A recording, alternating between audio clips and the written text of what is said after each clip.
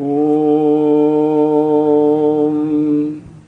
Shri Gurubhyo Namaha Harihi Om Sumukascha Yekadantascha Kapilo Gajakarnakaha Lambodharascha Vikato Vignarajo Vinayakaha Dhumaketurganadhyakshaha Palachandro Gajananaha Vakratundaha Surpakarno Herambaha Skandapurvajaha Shuklambaradharam Vishnum Sasivarnam Chaturbhujam Prasannavadanam Dhyayet Sarva Vignopashantaye Yasyat Virada Vaktradhya Parishadhya Parasatam Vignam Nignanti Satatam Vishvaksenam Tamasraye Gurur Brahma Gurur Vishnu Gurur Devo Maheshwaraha Gurur Sakshat Parabrahma Tasmai Shri Gurave Namaha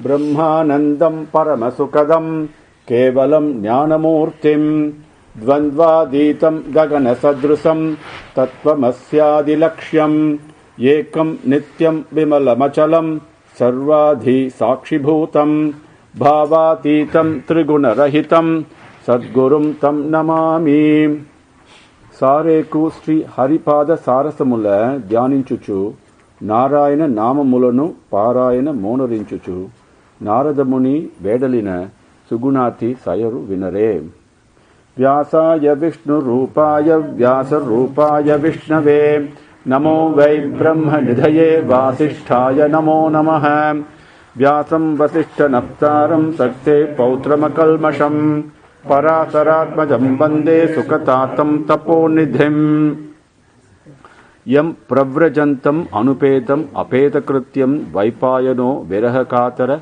Ajuhava Putreti Tan Mayataya Taravaha Abhinetuhu Tam Sarvabhuta Hritayam Muni Manatosmi Yaha Swanubhavam Akila Srutisaram Ekam Adhyatma Deepamati Titirshatam Tamondham Samsarinam Karunayaha Purana Guhyam Tam Vyasa Sunum Upayami Gurum Muninam Narayanam Namaskrityam Naram Chaiva Narottamam Devim Saraswati Vyasam Tato Jayam Udirayete Krishnam Kamalapatraksham Punya Sravana Kirtanam Vasudevam Jagat Yonim Naumi Narayanam Harim Tribhuvana Kamanam Tamala Varnam Ravikara Gauravar Ambaram Dadhane Vapuhu Alaka Kulavrutanana Abjam Vijaya Sakhe Ratirastu Menavadhya Sri Krishna Krishna Sakha Vrishni Rishabha Avanidhrut Rajanya Vamsa Dhana Anapavarga Virya Govinda Godvija Sura Artihara Avatara Yogeswara Akila Guru Bhagavan Namaste Yasmin Viruddha Katayo Yanisam Patanti Vidyadayo Vivitta Saktaya Anupurvayat Tad Brahma Visvabhavam Ekam Anantam Adhyam Anandamatram Avikaram Aham Prapadhye Namo Bhagavate Tubhyam Purushaya Mahatmane Haraye Adbhuta Simhaya Brahmane Paramatmane Om Namo Bhagavate Tasmai Yetat Chidatmakam Purushaya Adibijaya Paresaya Abhidhimahi.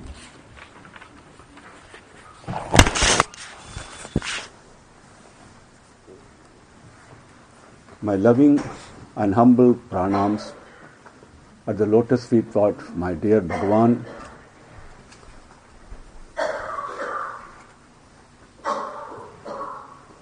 My loving and humble pranams to every one of you. Again, just to remind ourselves, it is only Bhagavan's signal grace that has brought us together here, that gives us the opportunity, not only the opportunity, also the ability to be able to share the sweetness of Srimad Bhagavatam, the stories and glories of Bhagavan. So let us think of Him, think of your favorite form of God, and offer your gratitude for this to happen. And He makes it happen, He will carry it through, and He will take each one of us, and in fact He is taking each one of us towards the lotus feet. There's no doubt about that. Bhagavan says, just like the rays of the sun, or really part of the sun itself, each one of us, whether we are aware of it or not, are destined to be and are in the process of going back home. That's the assurance that He has given. And so what is my role? What do I have to do? If you are doing everything, the only role that we have to do is to utilize the tools that He has given us in the manner that He is asking us to utilize it, especially the mind. Manmana bhava, very important. Everything else, body, senses, everything else relates back to the mind, because manomoolam idam jagate. Manomoolam idam jagate. All the creations, the comings and the goings, that everything that we have in our life is all in our mind. Nowhere else. It's only our mind. Manomoolam idam jagate. Manushyanam, if you look at, for all the beings, people like us, what is our bandham? What is our freedom? That is depends upon our mind. To put it in another way, so when we talk about it like that, the question comes, so what is mind? Have you ever thought about it? What is mind? When mind is the most important thing, that the tool that we have. It's actually a tool, it's not a trap. It's a beautiful, beautiful thing. Even though it's always peaceless, it's always giving us agitation, lots of, looks like troubles we have in our mind, but actually it is very good. It's very, very sacred, and it's a beautiful thing. And the mind is nothing but, as I learned from my guru, and if you take a piece of kerchief, an handkerchief, and if I ask you what it is, you will say it's a handkerchief. And if I tell you it's really not handkerchief, it's actually bunch of threads joined together.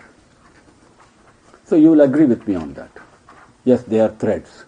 Now if I tell you that it is, no, it's not really thread, it's actually cotton, you will agree with me also. So what is the reality? You have to think. Just the way if you take a handkerchief and at the end of it, if you crack it open and start removing the threads one by one, okay? And very soon what will be left behind? That is mind. The threads that is giving us all these problems are our desires. Just a way handkerchief you can say is a bundle of threads, or mind is nothing but bundle of desires. And then it has got three characteristics, okay, that I won't go into the details of the mind, but it's important for us to understand very, very briefly the three faults that our mind has, why we all suffer in our mind, not having or seeking peace of mind, right? Even though our mind goes into pieces, but we are seeking peace of mind. The thing is, we have to understand that because of three characteristics, three deficiencies that we have incorporated into our mind because of our desires. One is, what has happened, this so-called handkerchief, if we can look at it as our mind with threads, which are desires, and our own selfless love is there shining in effulgence, or but Atma Jyoti, whatever name you call it. Okay, we know, conscience, whatever name you call it, it will apply to it. But we know, that is absolutely selflessness, nothing but prema, nothing but selfless love. And that is shining in brilliance.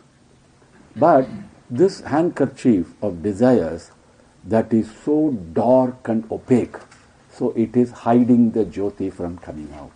That is one fault, which is the thick desires that it is full of, and we keep on adding to it, right?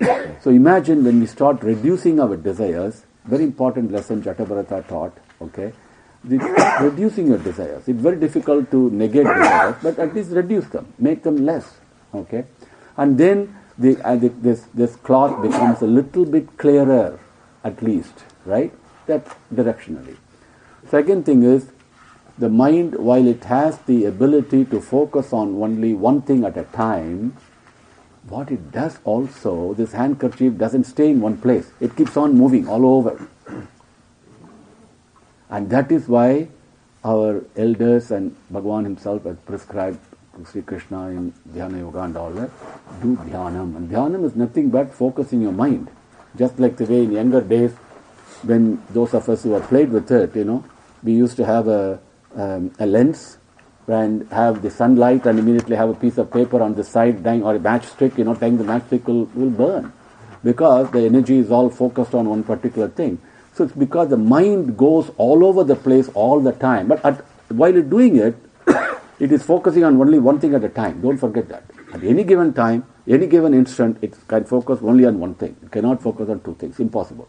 But it keeps moving around. That gives us tremendous agitation and lack of peace. The third deficiency in the mind is it is not like a steady handkerchief. The handkerchief is also shaking all the time. So these are the three faults. So just to understand that. Now let us look at the positive side of it. Let's not worry about how am I going to handle all this. Don't worry about all that.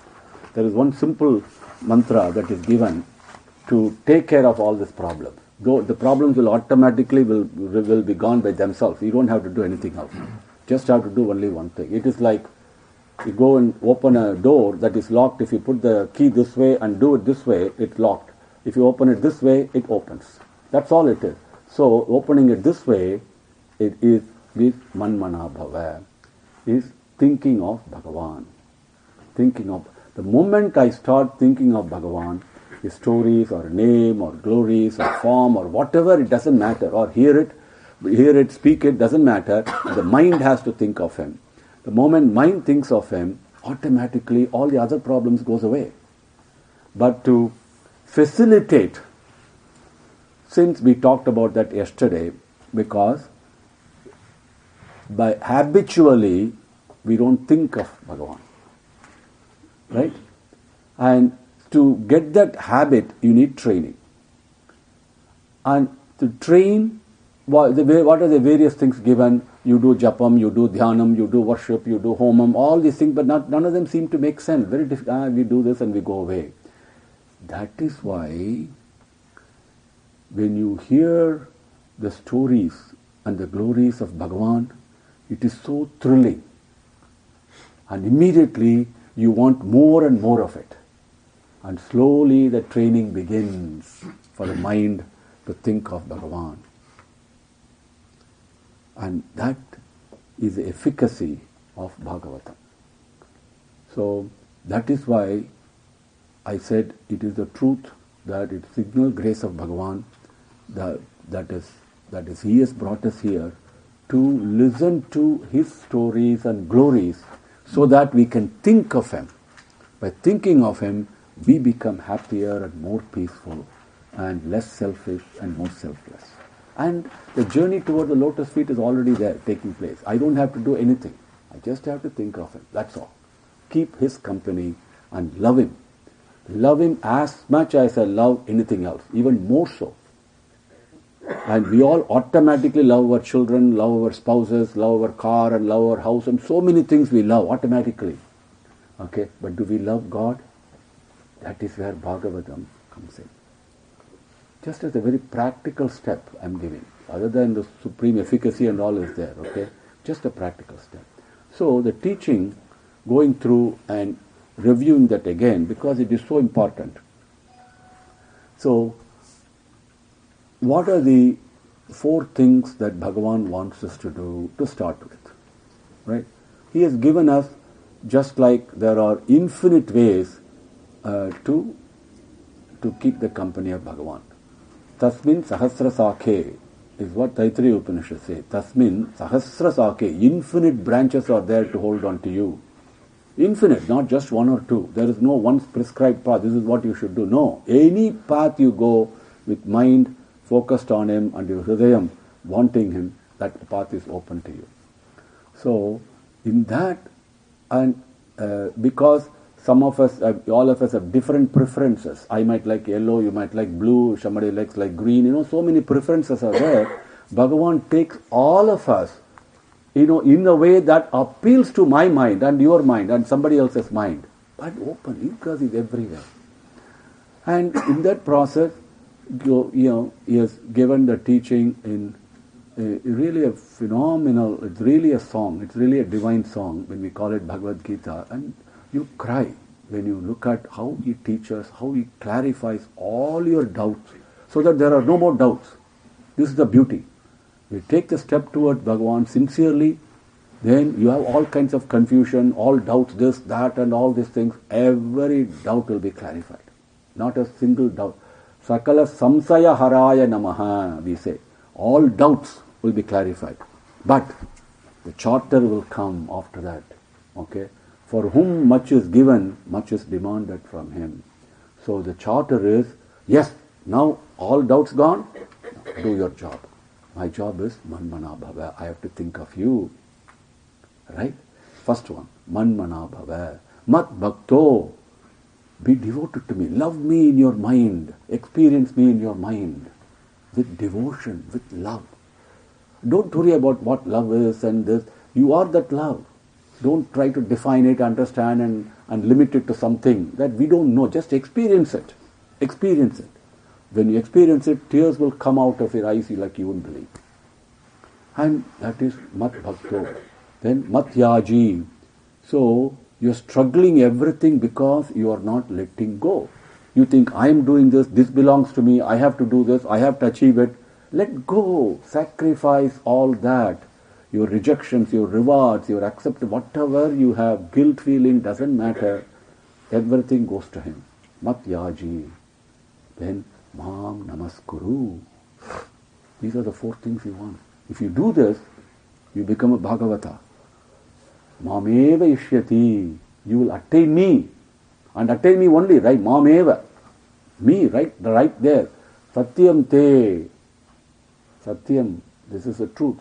Satyam te pratijane. I assure you, I promise you. This is the truth. Pratijane means promise. Bhagavan, whatever He says is a promise.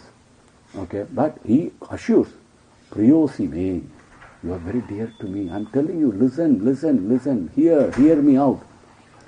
So, those people who did this, they are the Bhagavatas. The moment you touch the lotus feet, how does it feel? The moment you see Bhagavan's darshan, how does it feel? What is your experience? If you talk to Bhagavan, how does it feel? And when Bhagavan talks back to you, or he looks at you and raises his eyebrow, how does it feel? Or he doesn't look at you and looks the other way and goes, how does it feel? How does he walk? Seriously. These are phenomenal experiences.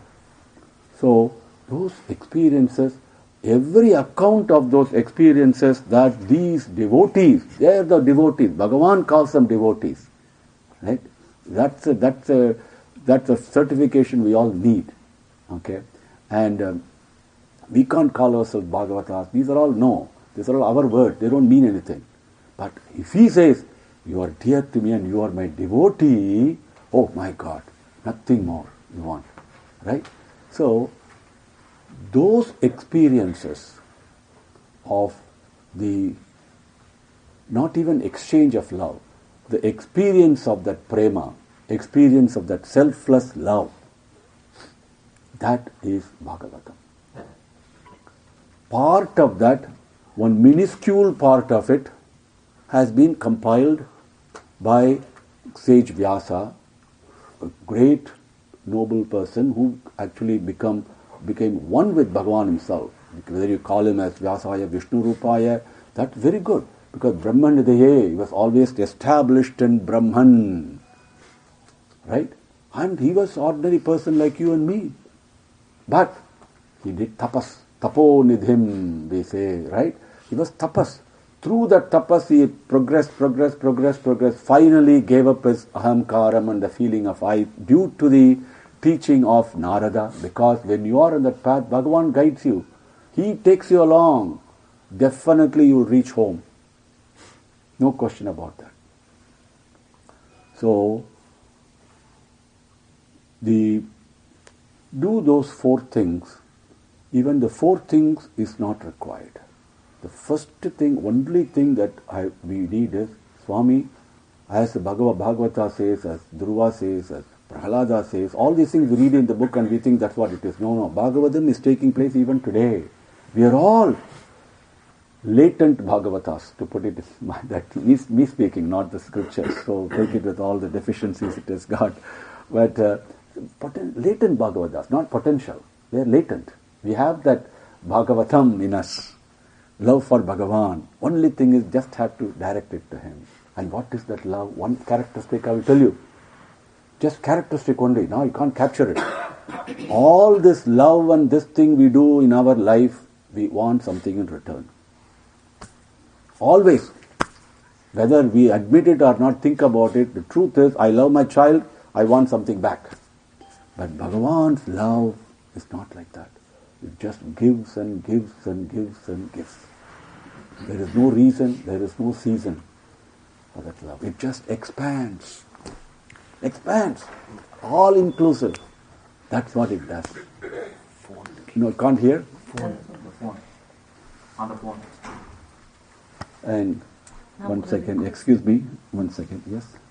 இந்த phone யாராவது கூப்பிட்டா கேட்கலன்னு சொல்றாங்க. Okay. Hello?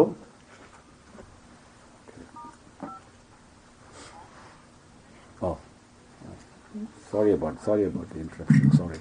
Really sorry. Hello? Hello? Hello? Hello, you can't hear me? Oh, none of you can hear me. Okay. Now, just pray to Bhagavan, and I think it's being recorded. So then listen to the recording, okay? Okay. And keep on, hopefully it will work. Okay, hang on. So,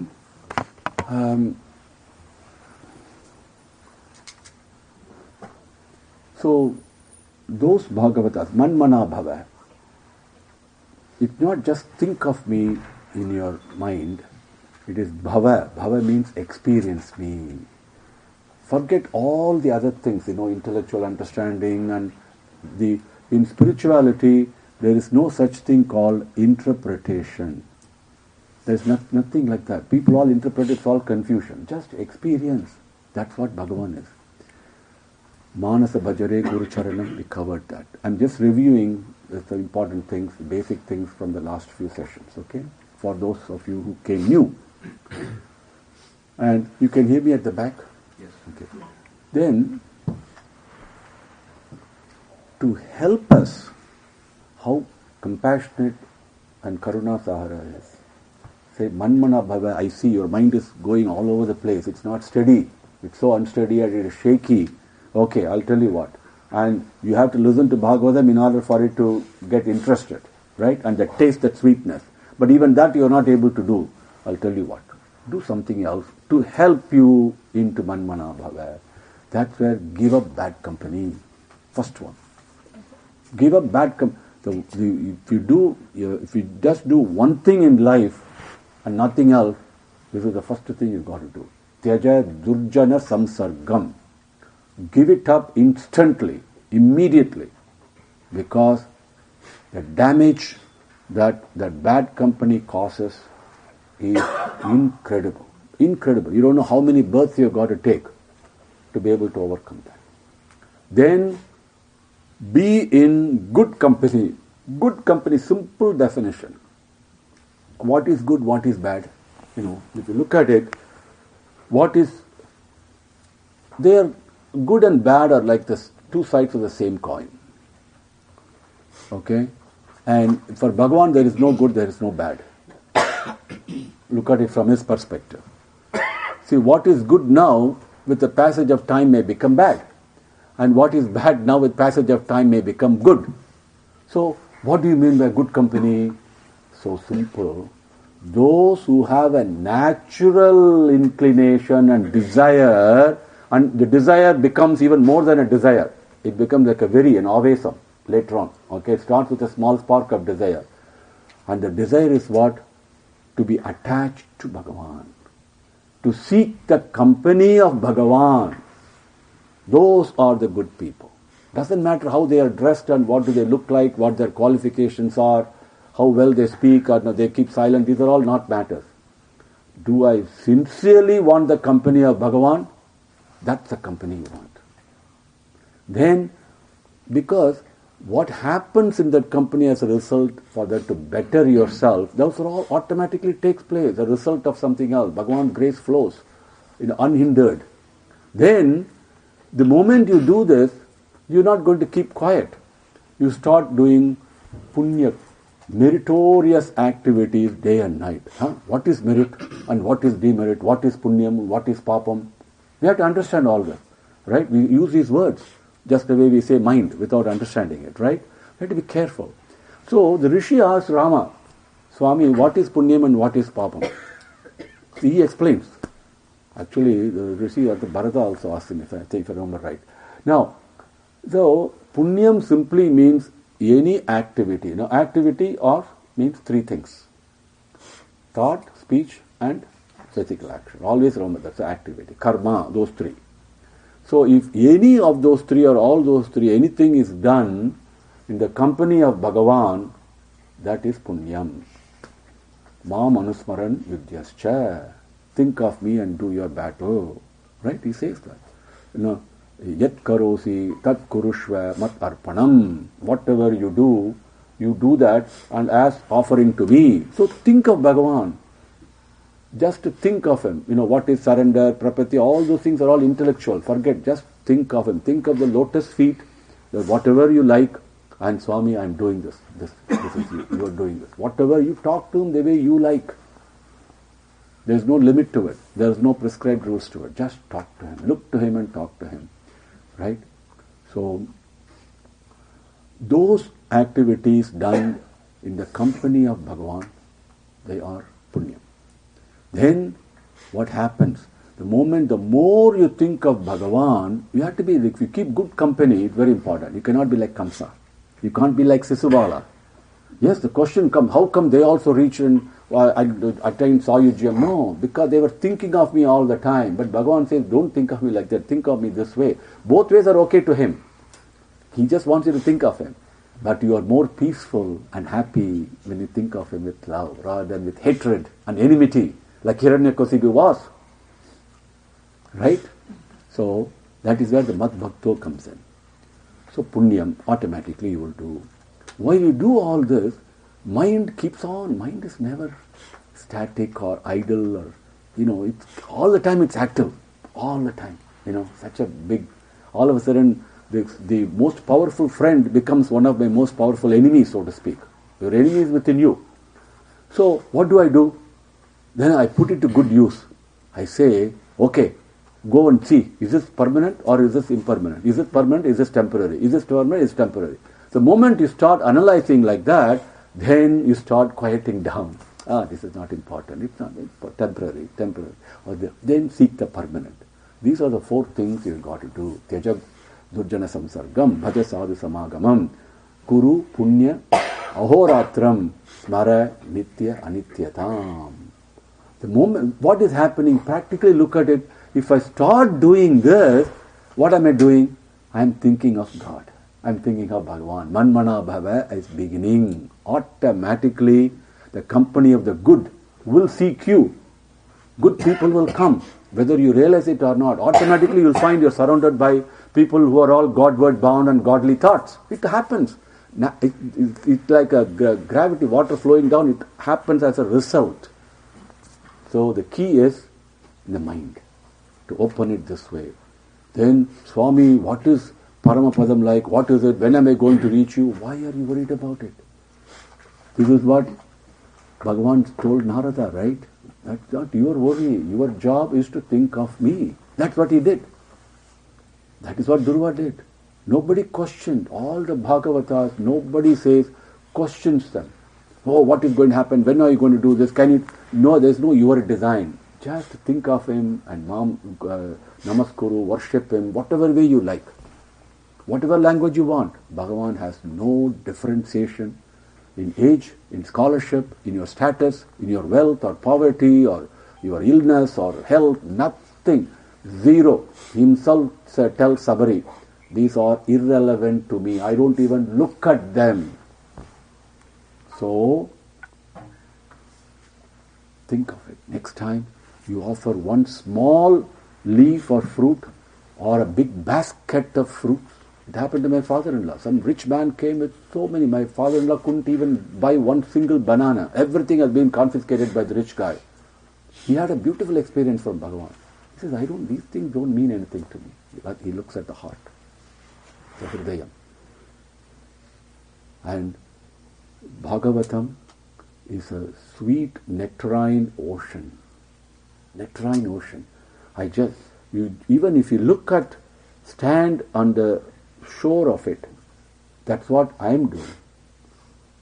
And when you stand on the shore of the seashore,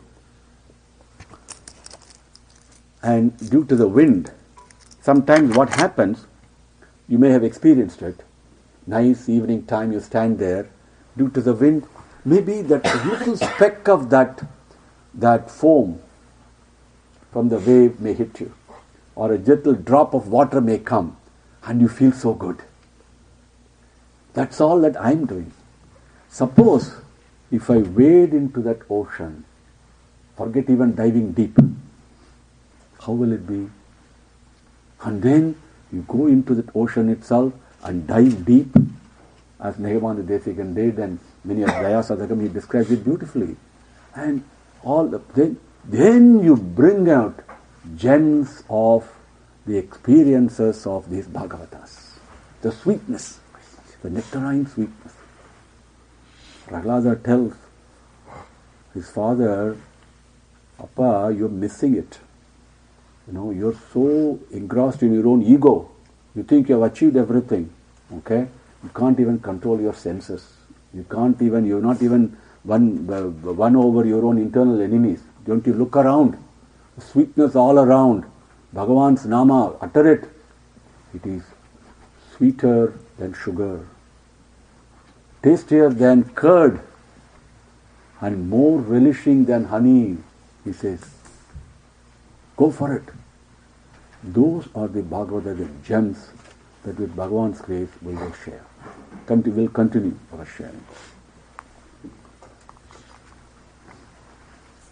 So, Parikshit started ruling the kingdom. We left there, right? And we also left where he got married to Airavati, right? And everybody was happy. It was a very peaceful kingdom. Then what happened? He goes around, as a good ruler should do, he goes around, looks at people, one thing to pass a law and yes, you do this, another thing to check whether it has been done. So he goes to the end user and says, is the service good? Are you happy? Are all your needs been taken care of? Right? Goes to the common man and finds out where things are. If something is not right, then he tries to fix it. And how does he fix it?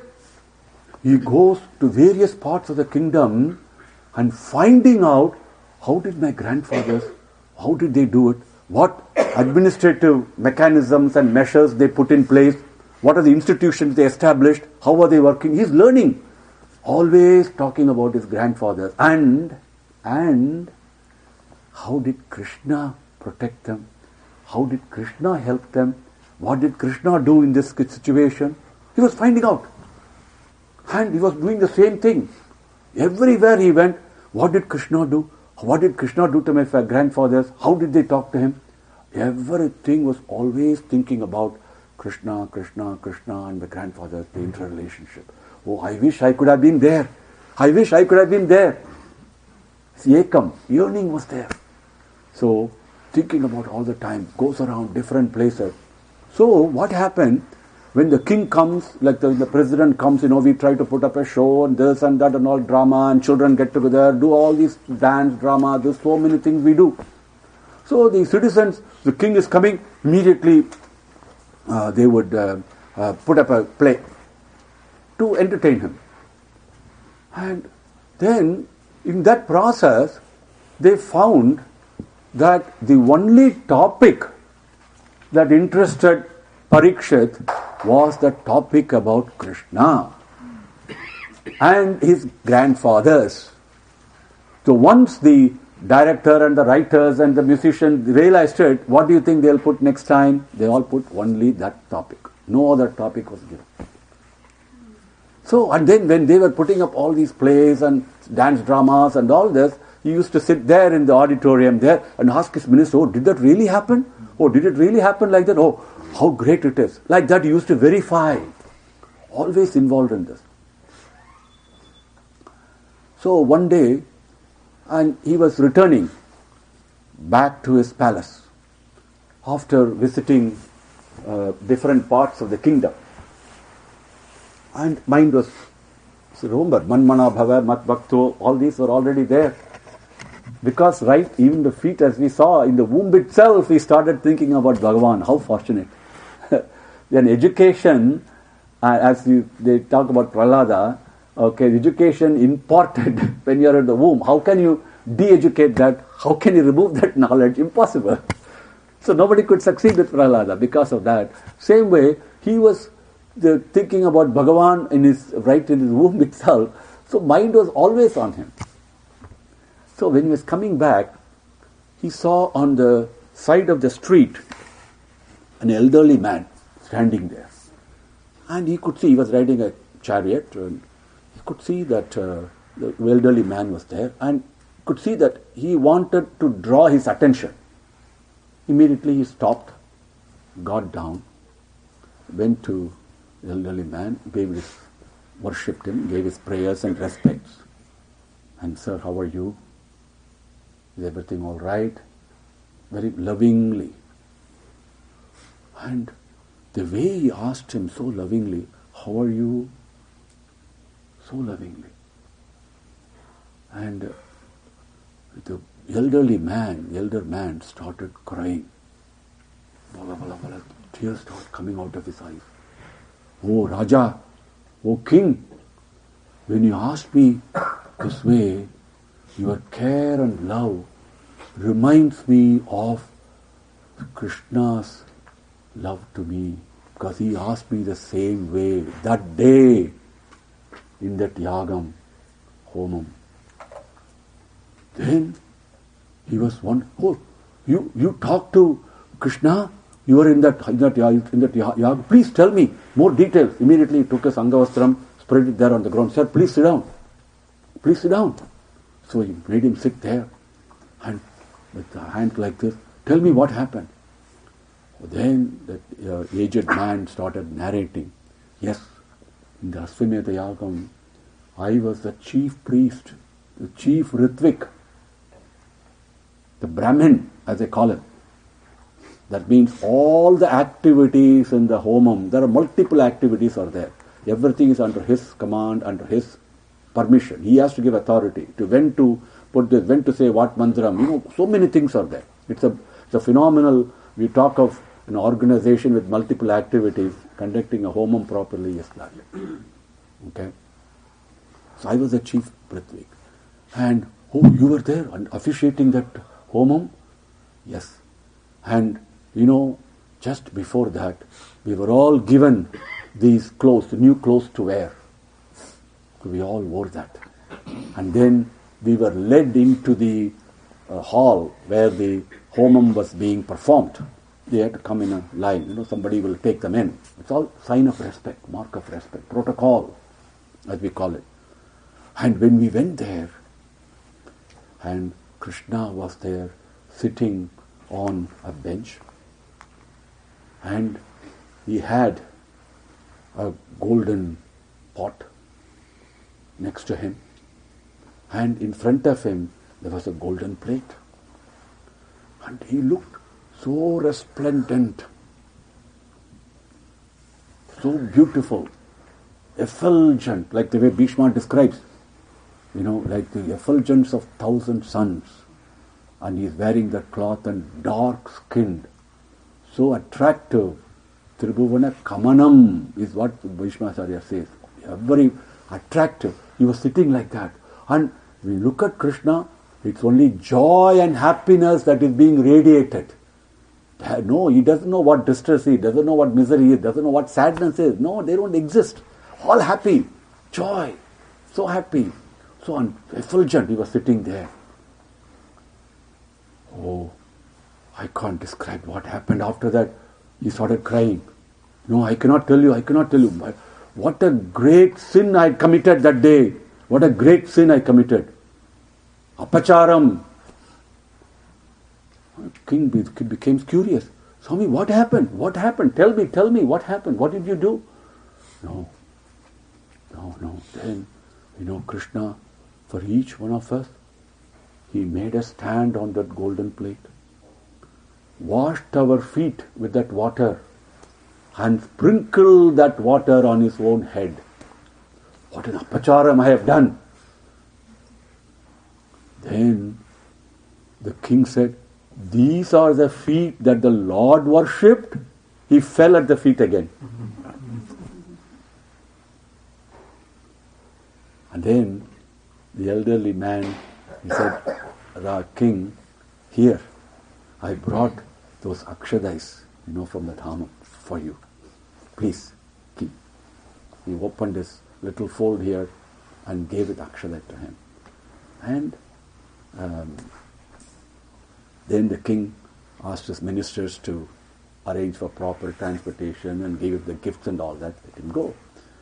So the elderly man was very, very happy. Very happy. Whichever kingdom, whichever land, whichever area that King Parikshit took his army to go and occupy, all the leaders everywhere, nobody fought with him. Everybody, please come. We are your servants. We are your sub-rulers.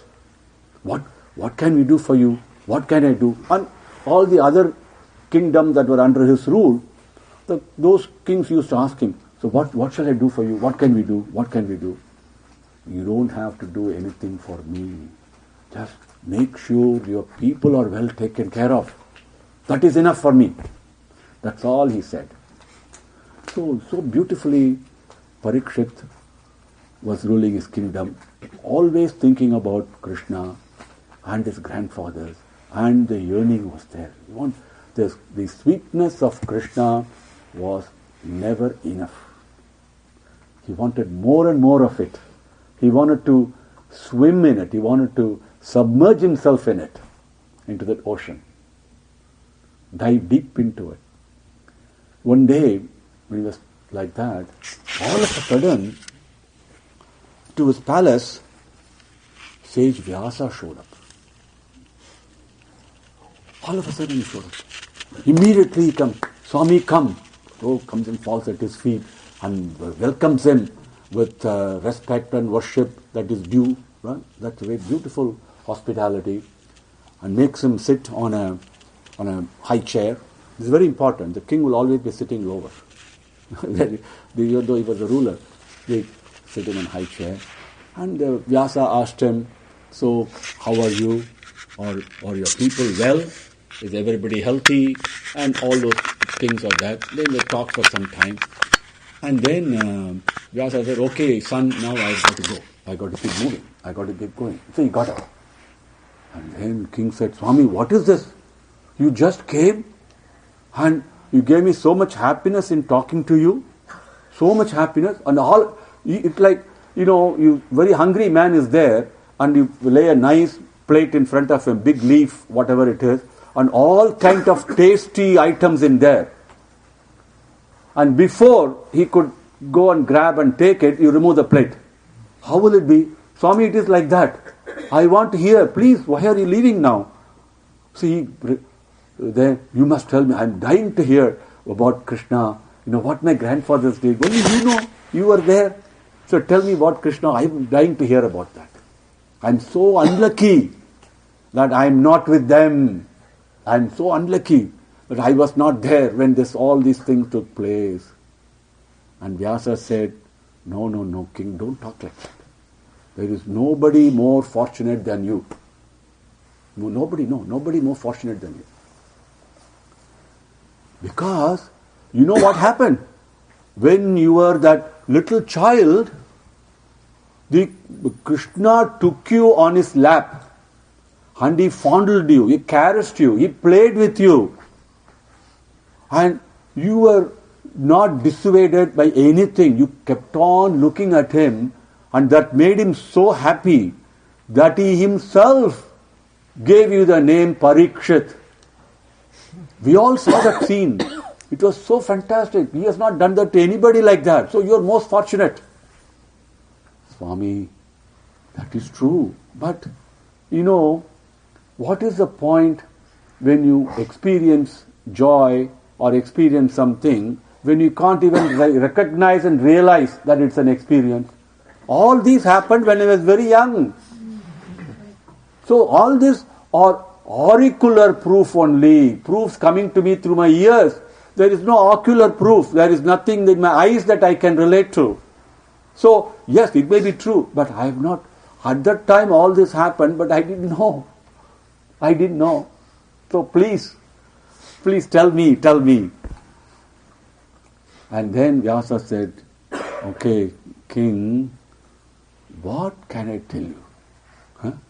Is Bhagavan's stories one or two? Thousands and thousands and thousands. Even for time infinity, as they say, even Adiseshan with 1,000 tongues sings the glory for all time. Still, it will not exhaust it. It will be like touching it, that's all. But, if you personally experience it, even for a trace, that is Purnam, that is fullness. This is the beauty of Bhagavan. You cannot capture him, you cannot put a limit on him, you cannot imagine him, but you can taste him. When you taste him, that is fullness. There is nothing more or less. He said, what story can I tell you? There are so many. Which one? Is it something that can be enumerated? No. Then you tell me what you want here. And he said, Swami, when did, the first time that my grandfathers and Krishna meet? I'm interested in knowing that. Then Vyasa said, good question. He was very happy because the guru, the teacher is very happy when the student asks the right questions in the right way, with a sincere desire to know. Take it, I'm telling you, that nothing makes a teacher more happy than that. So happy he was. So immediately he settled himself in his seat very comfortably to talk. And he said, see, in this, and this is further north of where Kashmir and all this, that is where this actually took place. The King Draupadi was there. And his kingdom was in two parts, and that had spread on both sides of the river equally. One half this side, one half that side. This half side was belonged to Drona, and this side Draupadi had.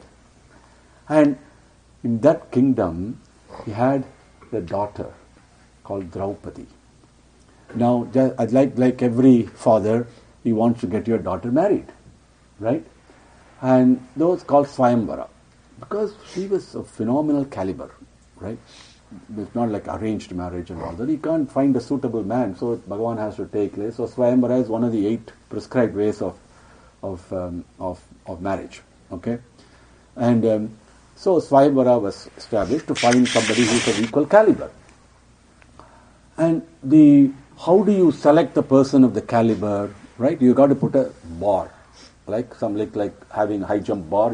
Somebody has to go above that to meet that level. So the bar that he set was really, really very high. Okay, and you all know the story, but let's share it, just for the sake of sharing it. And so he had set up this nice contrivance, right? And where you had a pole, and there a toy fish type of a thing was hanging, and there was a wheel that was turning. So the thing was actually turning, moving like this on top, with this little fish looking like fish, little bit gadget kind of, you can imagine, a little bit toy, right? That's on that wheel that was moving. It's on a pole. And the bowman, the archer, has to come and shoot it when it's moving so fast. But not shoot it directly. You have to look at its reflection on a small pot of water. You have to look here, and the reflection of the thing moving out. Then from there, looking at the reflection, you have to send the arrow and shoot it. Even the thought of it is impossible for us. At least for me, oh my God, right? So that was the bar that he set. And because Draupadi was such a prize, it's like to get her as a wife is something phenomenal. So many people came. Many people. And some of them came, yes, because of attracted to Draupadi, and some came because a challenge had been given, so I got to prove my prowess and strength. So there are all kinds of people in that hall. At that time, Vyasa said, your grandfathers were living incognito. They were living in disguise because they had just escaped the attempt to be burnt alive in their building. So they immediately left that and didn't want their presence to be known. So they were living as Brahmins in a small village. And mother was living actually in the house of a potter. So the best how do you become anonymous? Become a common man. Just go. Don't draw attention to yourself. Just be common. Okay, nobody will pay attention to you. Right? Suppose you become a beggar. Who's going to care for you? You can live. So like that, they were living without drawing attention. Remember, they were all so accomplished, not only in archery and the other weapons and all that, by their righteous conduct. An important point. What attracted Krishna to them? Because of their unshakable and firm adherence to dharma. Any given situation, dharma. They held on to it. Dharmam chara. That attracted Bhagavan to them. Bhagavan himself says. Right? And so naturally when you do that, you will have tejas. So how do you, obliterate and put opaqueness on your tejas? Very difficult. If you naturally, have that effulgence, but they were, in spite of that, they were kind of living with the Brahmin garb and Brahmin disguise and all that, but still the tejas was there. So when the news came that this is what the king Draupadi has said, the news came to Arjuna's ears. Now Arjuna is a warrior, especially one of the leading archers of those days. So his blood immediately boiled. Oh, I got to take this challenge. He was not thinking about Draupadi per se, but the challenge, of this sport. He said, no, we got to go. Then they said, no, how can if we go, then we will expose ourselves. That they discussed it among themselves, but Arjuna convinced them, no. See, we cannot, as a Kshatriya, we cannot bypass, we cannot let a challenge like this go. That is not according to our dharma. I have to go meet it. I cannot look this way. So they all went. The 5 brothers went there and they seated themselves. And to that hall also, Krishna and Balarama also had come. And they were sitting in another place. And in their own effulgence and shining things, one very white like milky white, the other is dark like a dark cloud. But both of them radiating joy and comfort and tremendous attraction. It's impossible for God not to attract. He may go and hide everywhere that he did with Parikshit. Impossible for him to hide himself somewhere. Because his nature is Ramyam. So they were sitting there. And sitting there, they looked at these 5 Brahmins sitting on the other side, on part of the crowd. And these Brahmins also looked very effulgent. There's a tejas. So they were from there, they were pointing their fingers, look at that, they were talking among themselves. And Krishna made a statement to Balarama, and Balarama immediately talked to him, pointing to these 5 people. This is what happened in that hall. Now, the thing began, so many people went there and tried, couldn't succeed. Then, all of a sudden, Arjuna got up. When he got up, there was a flash of his effulgence. You got to picture it in your mind. As he walked, there was a flash. Like, when a light walks, there's a flash. Isn't it? Like that, there was a flash. At that time, Draupadi, who was sitting there on the stage, she lifted her head up. She saw this flash of effulgence. Immediately, her mind melted and merged in that flash. Very important to know this. Arjuna went there, of course, he hit the thing, he won. Immediately, Draupadi came there, put the gauntlet on his head. Arjuna held her hand and they came out. But, see, a bad person, a person with bad, in the sense of bad tendencies, will never accept defeat magnanimously. If you ever noticed it, they'll always complain. They'll always want to make it right so they get some gain. So these guys who lost, they were all sour grapes, right? So they immediately wanted to come and fight. An army came because number of them have lost, not 1 or 2. Everybody tried, everybody lost. So there's a huge crowd on this side saying, how come this man can come and do this against the rules? Because he's a Brahmin. This is supposed to be only for Kshatriyas. How come he can do that? Came to fight them. At that time, Bhima just uprooted one tree right from there. Like you go there, take one tree out. And he shook it like this. Just one small act like this. All the guys ran away. They fled. Just looking at that one sign. Then they came home to where Mother Kunti was, to the potter's house.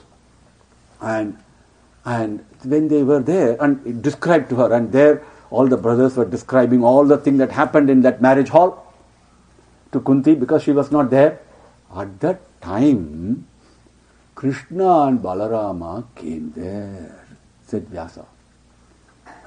And when they came and fell at the feet of Kunti, took her, did namaskarams to her. And Krishna said, Auntie, Attai, he said, I am Krishna. First time. And then introduced themselves, talked so happily. And then Krishna and Balarama did namaskarams to Yudhishthira also, because he's the elder. And then Krishna saw Arjuna. And he said, he told Arjuna, you know what he told? Beautiful it is. You don't know me, but I know you. First statement. You don't know me, but I know you. And then he said, my brother and I, we saw you sitting in that hall. We were even talking among ourselves that you guys must be, I'm glad that you're all alive. You escaped from that house of wax and this, and you're alive. So we were thinking, you guys must be like Pandavas, in disguise. And my brother also agreed with me. Very nicely he was described there. And then he makes another statement which is phenomenal. The bride is an emblem of virtue. That's what he said about Draupadi. To understand Draupadi, you have to go on a different plane.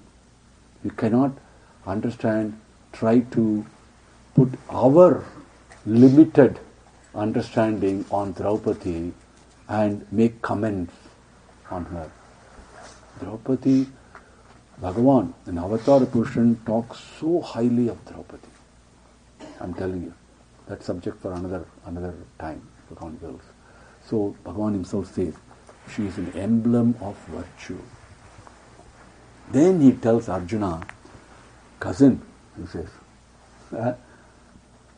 better that you all stay in disguise for some more time. It is not correct to expose yourself, let yourself out right now. That's what he said. And then Vyasa says, the relationship between Arjuna and Krishna grew and grew and grew and grew into such a gigantic tree, yielding fruits of love and compassion that was so sweet. He says, ripe in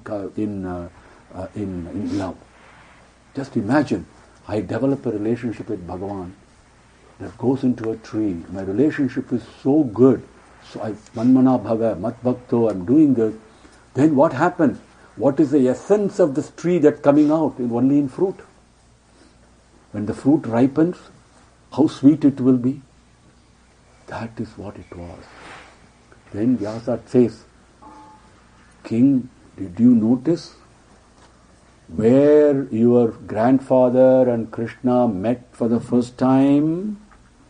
In Kalyana Mantapam. That is where their love between them, the friendship between them, Nara Narayana. That is what Nara Narayana is.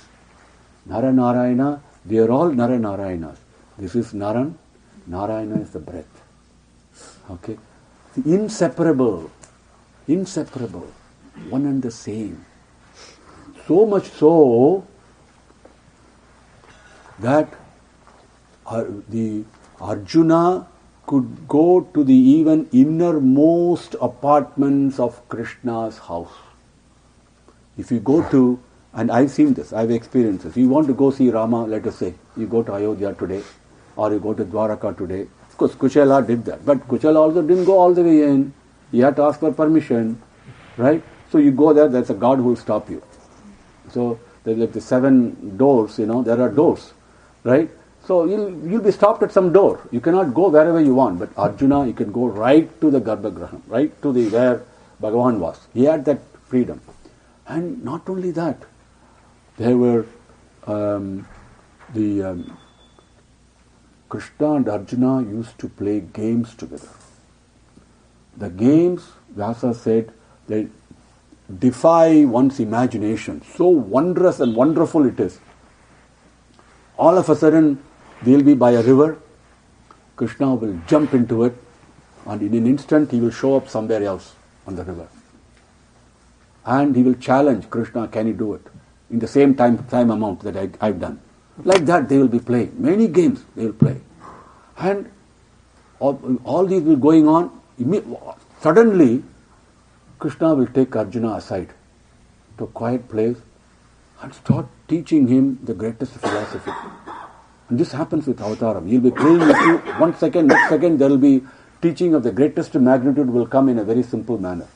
And immediately your mind will open, knowledge will open. They used to do that. And then they used to fight among themselves. Get into, argue. Who and all this thing. The next minute they will make up. So such great friends they were, that there was not any secret that Arjuna kept from Krishna, and there was no secret that Krishna kept from Arjuna. They were so close. And when Parikshit heard this, he was very happy.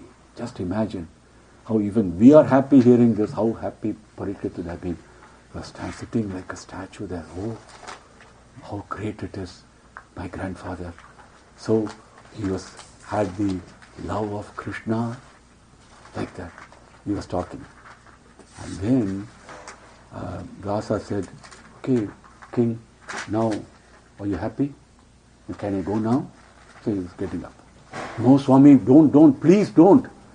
Please, This is something that's not enough for me. I want more and more. You cannot stop like this and go away.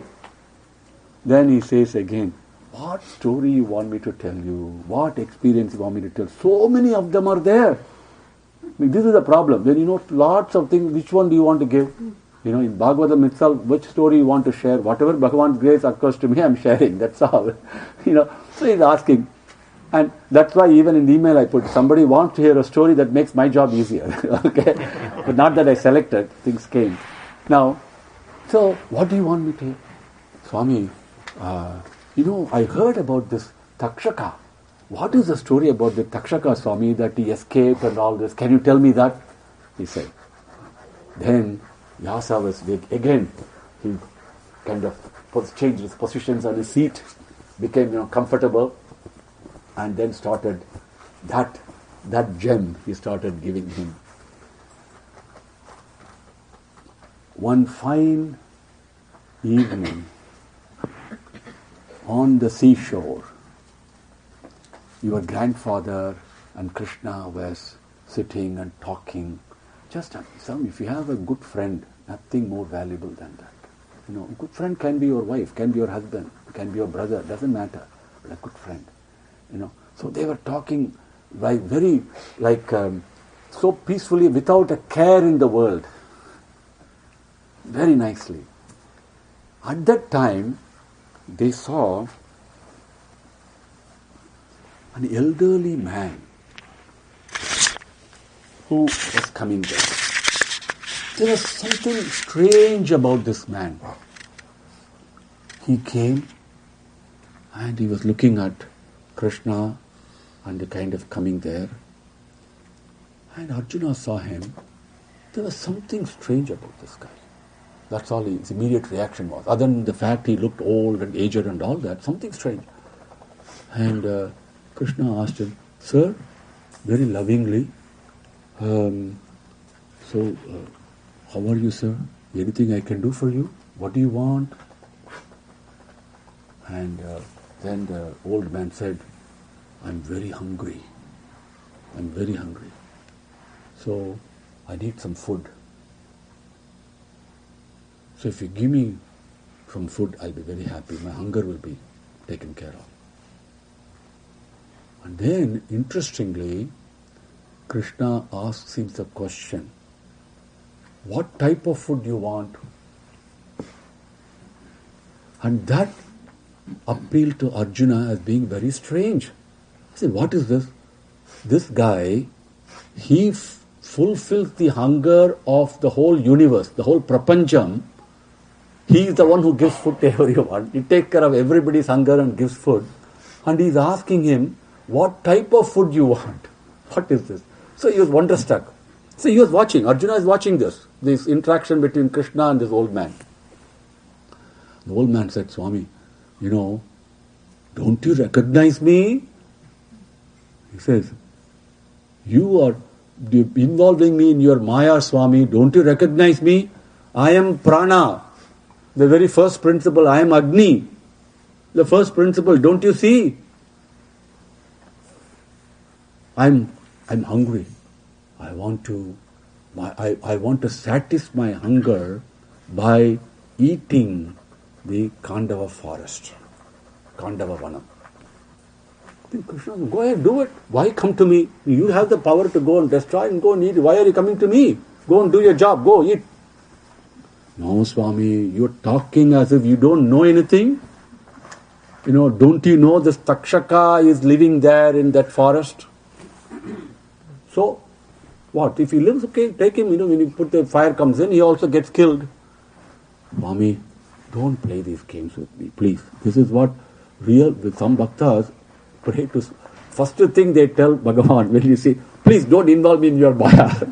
Some people, actually they say that. Please don't involve me in your Maya. Because the the wheel will come. Doesn't matter who you are. Even to Vasishtha it happened. Vishwamitra it happened.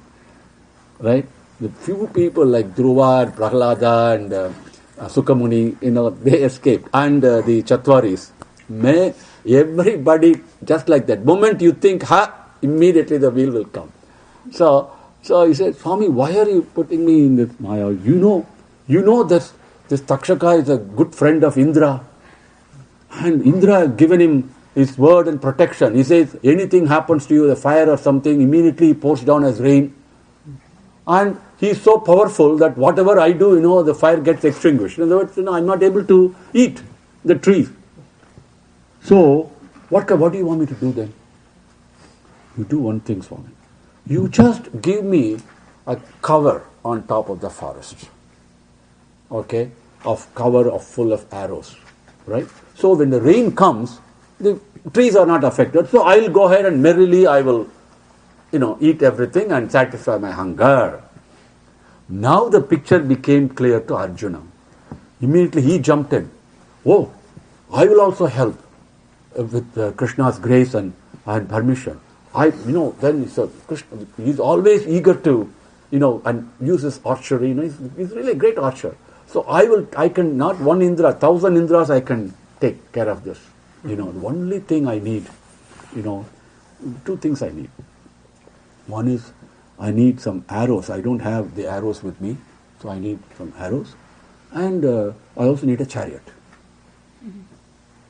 Then immediately Prana says, no problem, I'll give you both. So he gives him inexhaustible quiver of arrows. That's where Arjuna gets it. First one. Everything in Bhagavan's design is connected. When you read and hear Thakshaka's story, you will know everything is Bhagavan's design. This scene, Act 2 is over, Act 3 begins. Connected. Then if Act 3 is over, next scene. Everything is connected. There is nothing that is done at random. There is nothing that is done in chaos. Everything is really a beautiful design, the beauty of which, a glimpse of the beauty of which we realize when the page turns. Not till then. And then we are wonderstruck. Yes, it could not be any better than this. It is so perfect, the way things are happening. Perfection. But we don't know that till we see it. And we are wonderstruck. Can it? Yes. So simple and perfect, then we forget God again. We go in our way, we want things to happen our way. No, Bhagavan's design is perfect. So, that's what you're going to see here. This chariot that he gave had on it the flag of Maruti. Anjaneya's flag was there in the chariot. That's a chariot Arjuna uses. We call as Parthasarathi and everything else, that's a chariot. Right? So that's when then he got those two from that Prana at that time. Then, before Prana leaves, he gives Agneya Astra, which is the fire weapon. Like, if you put that arrow, immediately everything catches fire. Because that's the thing. He gives that to Krishna. Interestingly, Swami says, Krishna doesn't need anything. Right? The same way Vishwamitra gave all his weapons and Agastya gives all his weapons to Rama. Do they need? No. They're simple sankalpam, willpower. They're not even willpower, will. Bhagavan, divine will. Okay, that is enough to make anything happen. The sky can become earth, earth can become sky. Everything can be turned upside down if they want. Just to will. But that Krishna accepts it. This is what Bhagavan does. When we give him or Naivedyam or whatever we offer him, does he want that from us? I mean, even Bhagavan makes fun of this, we go and give our hair in Tirupati, for example. I'm not knocking anything down, but putting in perspective is all I'm trying to say. He says, does the Bhagavan want your dirty hair? Is the first question he asks. He's not wanting that. But if I give that dirty hair with love, he will take it. The important thing is love, not what you give. Right? That undo is very important. Anything and everything you do with love, he will immediately take it. He won't say no. So anyway, so he takes it because it was given with love. Then they go to the Kandava forest and Arjuna puts a bed of arrows on top of the forest and the Agni starts consuming. Fire starts in the forest, right? starts consuming trees. Immediately, Indra sends his assistants. He said, first of all, the leader will not come, sends assistants to go and take care of this. He comes there, he is defeated by Arjuna at no time. So Indra himself comes and he fights with Arjuna. Arjuna defeats him in that battle. So he cannot win. And Indra actually feels humiliated a little bit, being defeated by my own son. He feels that.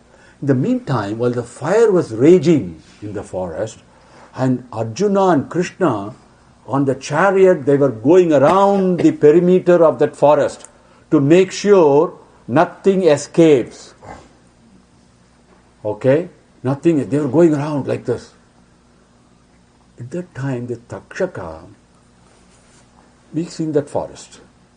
So he tries to escape from that forest. Now, Arjuna and Krishna, who have been going around and making sure nothing escapes, what happened was this. Krishna sees this snake moving out. Instead of attacking it, he tells Arjuna, you see that? Snake is escaping there. Okay? And everything is designed, about divine design. That's all the snake needed. That's all the time it needed. So it goes away. So Arjuna immediately chases it. In the meantime, snake, sometimes if you try to chase it, you cannot catch it. So it also does, Bhagavan says, it takes the friendship of Maya is what he says. What that means is that it tricks you. It deludes you. That is, it's escaping. Right? And so that delusionary power itself, because Arjuna can see through that, right? The delusionary power that's happening there, that comes and begs Arjuna, please, surrenders to Arjuna. Then he says, please, I surrender to you, I will do, what can I do for you? So please, protect my friend, because the Thakshaka has taken my help. And then Arjuna says, okay. And the Sanskrit word for this is Maya, right? Okay. You do one thing, since you want to do something for me, you do one thing. You build a sabha, a hall, like it has never been built before. So magnanimous, so fantastic, so wondrous, so awesome, so enchanting and attractive, like it's not been done before. That's what you do for me. And then Krishna jumps in and he says, in that hall, put an equally attractive throne, a seat for Yudhishthira to sit. That is how this sabha came. And then Vyasa tells the king, Raja, did you see the love of Krishna? How he jumped in. Then imagine, Bhagavan gives an idea. It is not just an intellectual idea. He is part of it. Part of that family.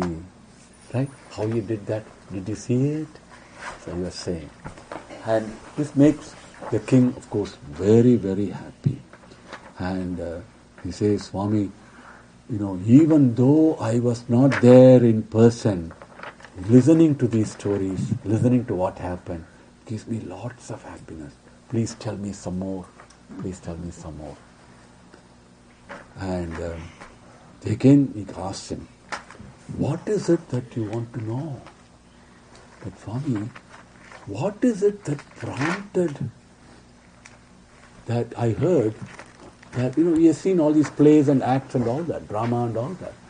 But how come when my grandmother they tried to humiliate her like that, how come my grandfathers were keeping quiet?